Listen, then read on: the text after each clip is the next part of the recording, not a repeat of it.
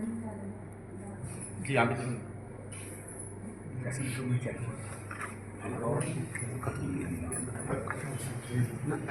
Ajay Holland जी, Ajay Holland जी कल हमारे vice president निर्वाचित हुई हैं। इलेक्शन कमेटी द्वारा इन्हें ये इलेक्शन सर्टिफिकेट इनके निर्वाचन के ऊपर दिया जाता है। सभी को कांग्रेचुलेशन। बहुत बहुत मुबारक हो। राजकरण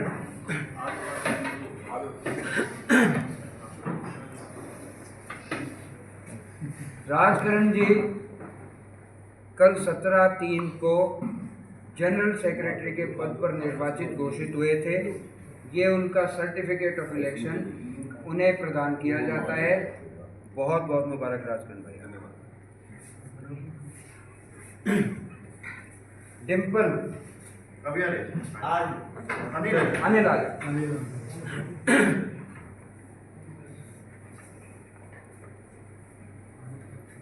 अनिल कुमार हमारे लाइब्रेरी इंचार्ज कल निर्वाचित घोषित हुए थे। आज उन्हें ये सर्टिफिकेट ऑफ इलेक्शन उन्हें प्रदान किया जाता है। बहुत बहुत मुबारक। मैडम हमारी अभी आ जाती हैं, जो डिम्पल मैडम इनके लिए ये था। ये हमारी ज्वाइंट सेक्रेटरी जो कल निर्वाचित घोषित हुई थी डिम्पल, इनको भी ये सर्टिफिकेट ऑफ इलेक्शन प्रदान किया जाता है। बहुत बहुत आशीर्वाद बेटा।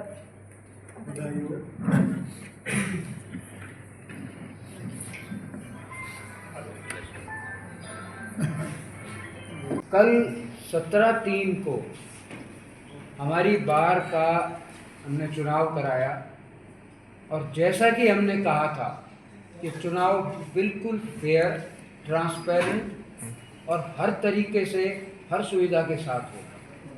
हमने उसी प्रकार के इंतजाम किए। किसी वोटर को कोई तकलीफ ना हो, ये ध्यान रखा गया। कोई भी फर्जी या नकली मतदाता ना आ सके, उसका ध्यान रखा गया। और अंदर की निष्पक्षता सबके सामने दिखाई देती रहे, इसलिए दोनों बहुत बड़े स्क्रीन हमने गेट के और पोलिंग सेंटर के लगातार लगाए रखे, जिन पर लाइव टेलीकास्ट होता रहा। एक एक मतदाता का वहाँ दिखता रहा। चुनाव की प्रक्रिया 5 बजे पूरी हुई। उसके बाद तमाम इलेक्शन टीम हमारी जो थी वो पीछे हट गई।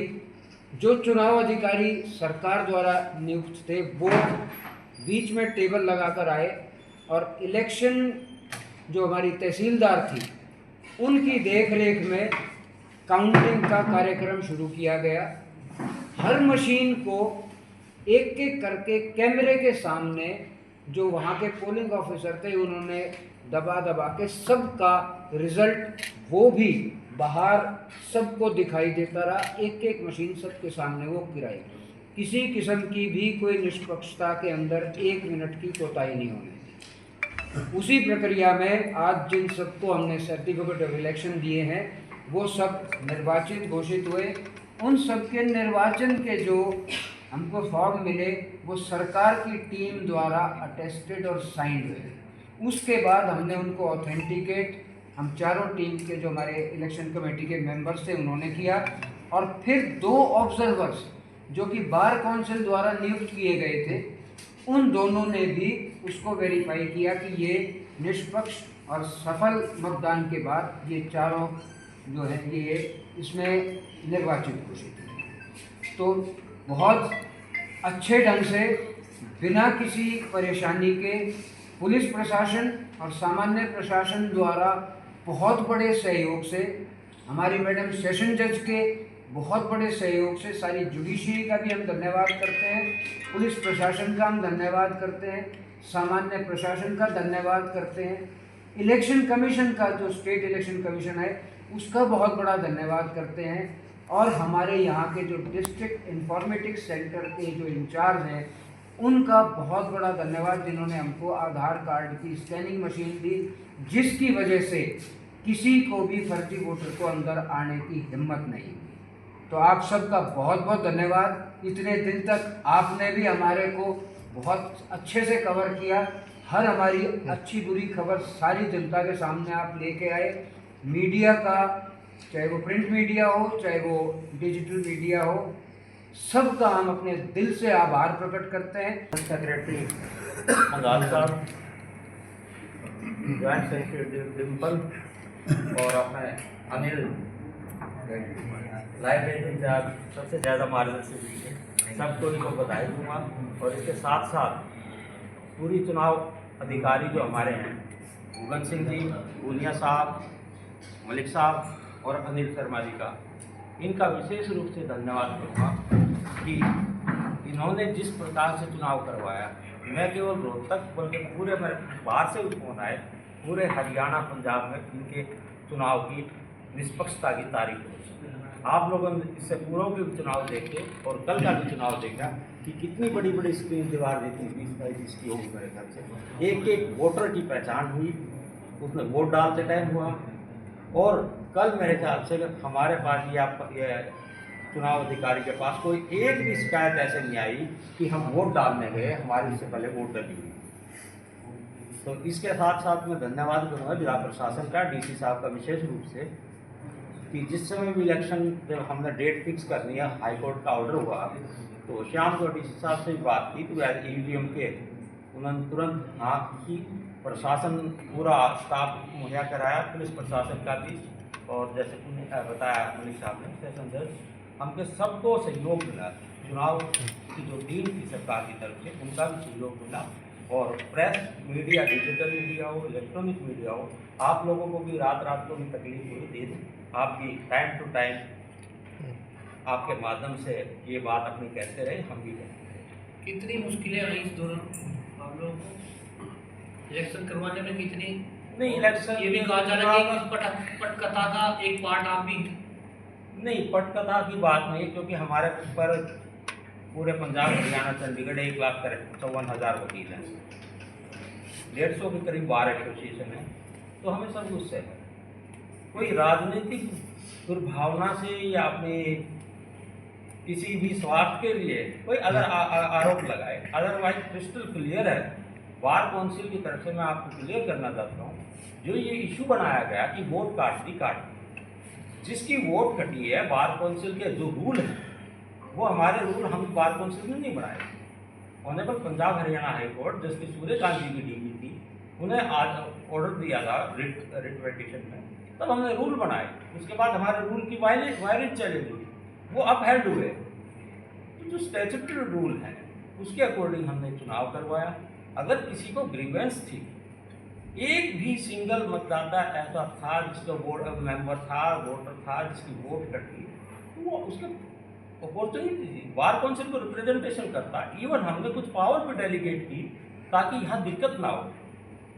जो हमारे पास ऑब्जेक्शन आए हैं, ये ऑल द रिपोर्ट का जितने भी ऑब्जेक्शन आए, एप्लीकेशन आई, हर एक को हमने डिसाइड किया।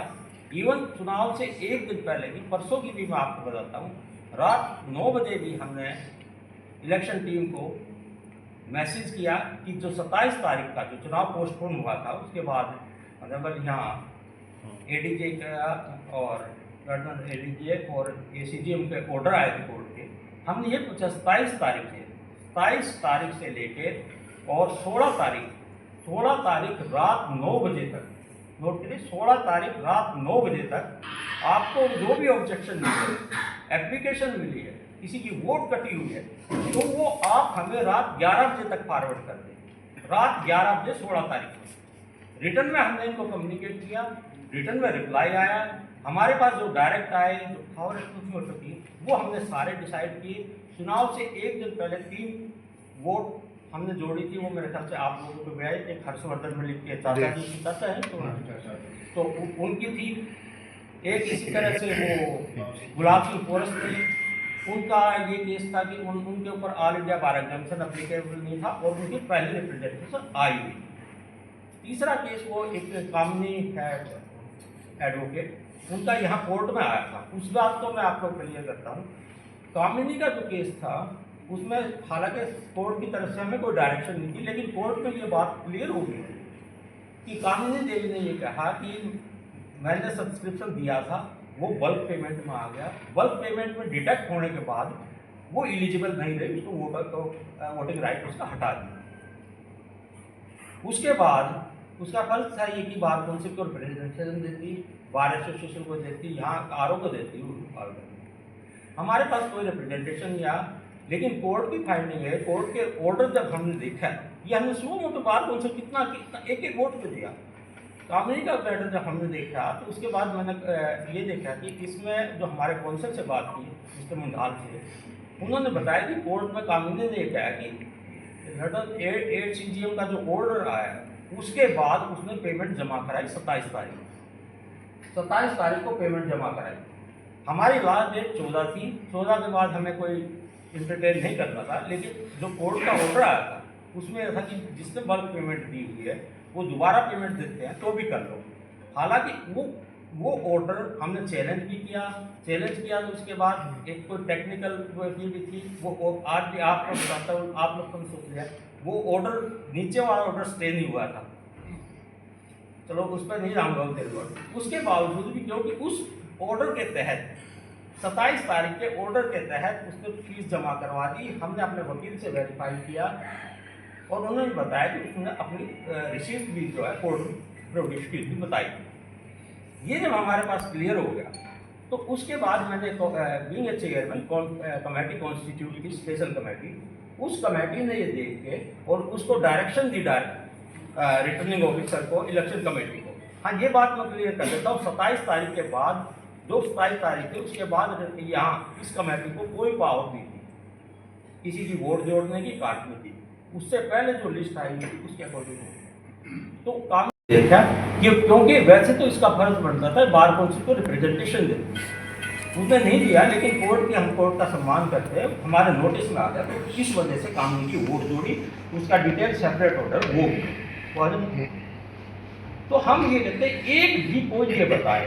अब यहाँ आके ये कर दिया, रिट भी डाल दी, आप हाईकोर्ट भी चले गए, यहाँ भी चले गए, ये तो बताओ एग्रीमेंट कौन सा है, किसकी वोट जुड़वानी चाहिए? आपने ये बताओ कि ये 100 आदमी है, 150 है, 1700, 1800 इनकी जुड़वानी। चलो ठीक है, एग्रीमेंट नहीं आया है, लेकिन आप एक लिस्ट तो प्रोवाइड करोगे। वो कोई बंदा नहीं आ रहा, जो आया एक हमने ऑब्जेक्शन डिसाइड किया। ये जो 8 वोट जुड़ी थी, कटी थी और 3 जुड़ी थी, हाँ। इसके बाद 29 और जोड़ दी गई थी 9:30 बजे के बाद, वो क्या सीन था? 8 की मैं बताता हूँ आपको। जो 8 वोट जुड़ी उसके बारे में ना तो इलेक्शन कमेटी की तरफ से कोई वो था, ना किसी ने उसको ऑब्जेक्शन किया था। वो बार काउंसिल ने वो वोटो लेते हुए, क्योंकि 8 वोट जो थी हमारे रूल के अगेंस्ट थी, bar council of Punjab Haryana से वो इनरोल्ड नहीं थे, मेरे ख्याल से जो कमेटी ने किया 8 के 8 जो अदर बार काउंसिल। नहीं, मेरा सवाल 29 का है, 29 अन्य 29 और जोड़ी गई। आपने 8 का भी पूछा, 29 हाँ। और सापला वाले की बता सकते हैं। 29 जो वोट है सापला वाले की, सांपला का मैटर ये था कि सांपला के करीब एग्जैक्ट मुझे फिगर नहीं पता, लेकिन 70 और 90 के बीच में वहाँ उन्होंने एक अपनी अलग बार एसोसिएशन के लिए रिकॉग्निशन के लिए बार काउंसिल को अप्लाई किया। ये चुनाव से पहले की बात। तो वहाँ का वो हो भी गया था उनका, फिर उनका डिस्प्यूट आ गया। तो डिस्प्यूट आया तो बार काउंसिल की स्पेशल कमेटी थी, वहाँ उन्होंने 2 RO अपॉइंट किए कि दोनों RO आप यहाँ वोटर लिस्ट वगैरह तैयार करो। तो वो जो उनकी तरफ से 2 लिस्टें आई थी, किसी की 135 की आई है, किसी की 38 की आई है, तो 2 लिस्टें दोनों की तरफ से दी गई। दोनों लिस्टों में आके देखो 2 लिस्ट आई हैं, 2 लिस्ट में बार एसोसिएशन के आप तो 1-2 मेंबर का होगा, कोई भी नाम कॉमन नहीं था, सिर्फ एक आदमी का नाम कॉमन था, सिर्फ एक आदमी का नाम कॉमन था, क्या नवीन का। अदरवाइज एक RO ने अपनी लिस्ट दे दी, दूसरे RO ने अपनी दे दी लिस्ट। उन्होंने पहले एप्लीकेशन भी दे दी थी कि हम वोटिंग राइट एक जगह होगा। तो कमेटी जो स्पेशल कमेटी, ये तो मेरे ख्याल से अभी क्या फरवरी, ये शायद जनवरी का ऑर्डर हो कोई, तो कमेटी ने ये कर दिया था कि इस साल ये पॉसिबल नहीं है कि यहाँ इलेक्शन होगा, इलेक्शन नहीं हो रहा है। तो जब इलेक्शन वहाँ का नहीं होना, बाकी जो थे 29 के अलावा जो थे उससे पहले कुछ उनके जुड़ चुके थे, ये जो रह गए थे दो ग्रुप थे। हमने 2 ग्रुप में से ये नहीं था कि किसी एक ग्रुप की कोई सिंगल एक आदमी, अभी फिर मैं आपको क्लियर कर रहा हूँ, 85 या 90 जितने भी थे उसमें से सिंगल एक आदमी आज भी ये नहीं कह सकता कि जी हमारी वोट गलत काटी गई, जोड़ी गई। सबको वोटिंग राइट दिया। किसी ने रोहतक का ऑफ किया तो रोहतक का मिला, कोई खरखोदा गया तो खरखोदा गया, कोई सांपला गया तो सांपला गया। ये 29 का रीजन है, वोटिंग राइट से कोई वंचित ना रहे, इस वजह से 29 जोड़ी गई। बिल्कुल रीजनेबल ऑर्डर है और कमेटी का ऑलरेडी ये डिसाइड था। अगर कोई रहेगा, एक बात बताओ, 29 उनका क्या कसूर क्या है? बिल्कुल ठीक है ना, हमने खुद भी जब नहीं, पर उसके बारे में सर्कुलर को जारी नहीं करी, जानकारी को जारी नहीं जारी किया है, नहीं हुई थी, जारी देर रात तक तो हुई नहीं जारी थी। किया। एक और बताइए, 9:30 बजे तक कोई पत्र सर, जारी नहीं एक हुआ। और सुनिए, इसमें तो सांपला का वो दोनों पार्टी हैं, आप ये करो, दोनों पार्टी जो हैं, दोनों ग्रुप हैं जी। ये डिसाइड कब हुआ था कि आज या कल नहीं हुआ था। बार काउंसिल गए थे, दोनों पार्टियों के हाजिरी में सहमति से ऑर्डर पास हुआ था। ठीक है। तो एक आदमी की नोटिस में ये है कि तुम्हारी वोट यहाँ जाएगी। अगर कोई रहेगी, ये क्योंकि ये लिस्ट आई है, वो अपलोड क्या हुई है, लिस्ट अपलोड वही हुई है जो उससे पहले की, 27 से पहले की। तो ये जो सप्लीमेंट्री लिस्ट में ये गए और बाकायदा वेबसाइट पर भी, आप देखो वेबसाइट पर भी हो गई। अब जैसे गठन हो गया है। दूसरा सवाल ये है कि इस चुनाव में पॉलिटिकल इंटरफेयर कितना रहा, ये आरोप आप पर लगाए जा रहे कि पॉलिटिकल इंटरफेयर ज्यादा रहा है, दबाव रहा है।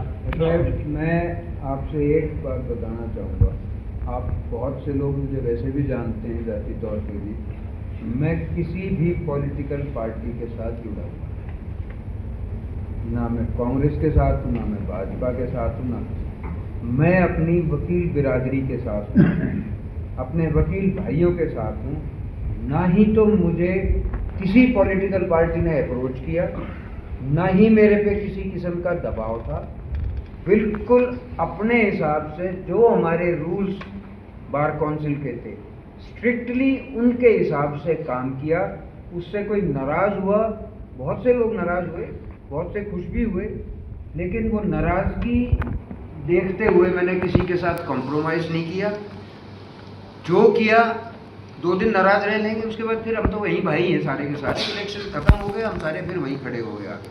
लेकिन कोई किसी किस्म का राजनीतिक दबाव ना तो था, ना कोई राजनीतिक झुकाव था किसी तरफ। बिल्कुल निष्पक्षता से उनको फॉलो करते हुए ये चुनाव। जिस तरह से गठन हुआ है नई कार्यकारिणी का, तो अब काउंसिल भी सहयोग में है, तो क्या आगामी एजेंडा रहेगा? बार काउंसिल की तरफ से व्यक्ति है, वैसे भी लोकल मेंबर में बिल्कुल पूरा सहयोग होगा।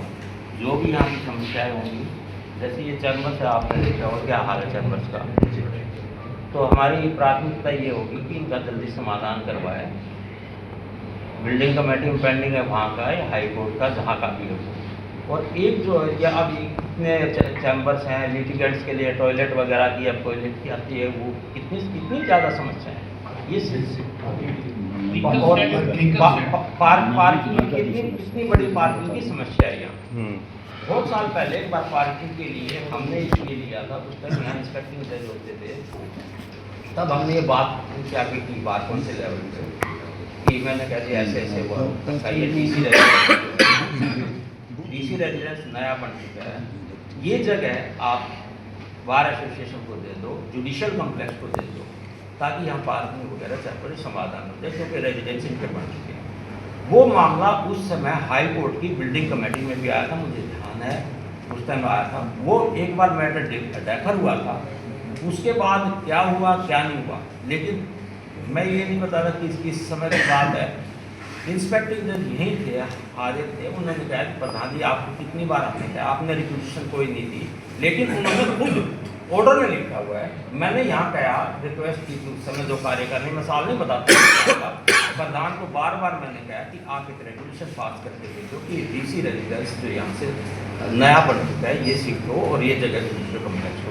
सिमिलर रिक्वेस्ट मैंने सेशन जज से की, लेकिन क्या मजबूरियाँ थी क्या नहीं, उन्होंने नहीं की। हाँ, इंस्पेक्ट एडमिनिस्ट्रेटिव जज थे, उनसे हमने रिक्वेस्ट की थी, और वो जब लास्ट में आए जिस दिन इंस्पेक्शन था, यहाँ बाकायदा सेशन जज के चैम्बर में उन्होंने ये भी कहा, प्रधान जी आपकी तरफ से कोई रिक्वेशन नहीं आई, रिक्वेस्ट नहीं आई, लेकिन मैंने आपसे बात किया था, मैं फिर भी अपनी रिपोर्ट दूंगा। और उन्होंने रिपोर्ट दी, रिपोर्ट में सेम फैक्ट्स ये लिखे हुए हैं, और वो कमेटी बिल्डिंग कमेटी में गई थी, वो भी हम देखेंगे कि किस लेवल पे क्या वो रिजेक्ट हुई, पेंडिंग है, डेफर है, क्योंकि उसके बाद हम पिक्चर में देखे वो भी हम परसू करेंगे। नहीं है तो उसके बाद नए सिर से कोशिश हमारी ये होगी, मैं इधर से रिजल्ट बता रहा हूँ कि ये जो जगह का इसका मेरे ख्याल से बेस्ट ये सॉल्यूशन यही है कि हाँ ये हमें मिल जाए, इससे पार्किंग भी हो जाए, चैम्बर्स की भी समस्या का समाधान हो जाए, इन चैम्बर्स का तो हो। लेकिन अब इसके बाद अब बताओ रोहतक के हमारे पास 5400 कुछ रजिस्टर्ड है एडवोकेट, 5000 से ज़्यादा है।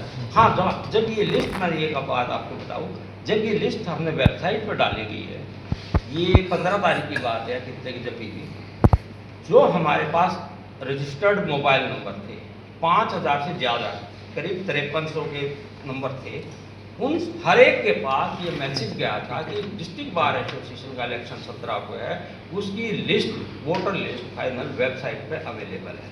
वो बार काउंसिल की तरफ से अलग से मैसेज गया था, अरे हमने जो पाया उसमें कोई भी ऐसा ना, और आज भी मैं आपको कहता हूँ आरोप लगाओ, कोई भी लगाओ, हमें एक दिन पहले भी उसके बाद जब वेबसाइट पे लिस्ट अपलोड हुई तो एक नवीन सिंगल जी हैं अपने एडवोकेट, उनकी तरफ से भी आया कि पहले ये लिस्ट इतनी थी, इतनी आगे इतनी क्या।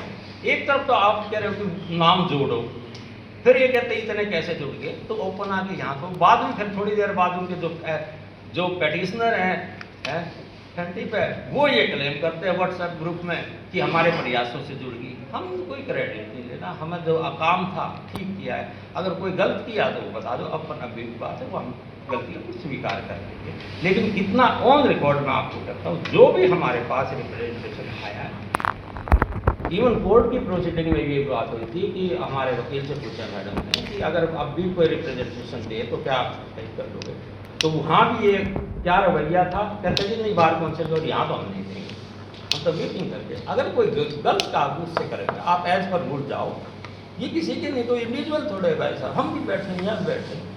एक सिंपल व्हाट्सएप नंबर दिया होता, जिस दिन 16/12/2024 को इलेक्शन शेड्यूल जारी हुआ तो उसमें ईमेल नंबर भी दिया हुआ था, व्हाट्सएप नंबर भी दिया था, उस पर पूरे पंजाब हरियाणा चंडीगढ़ से जो भी मैं गया है सिंपल एक व्हाट्सएप करना था, हर एक पे एक्शन लिया।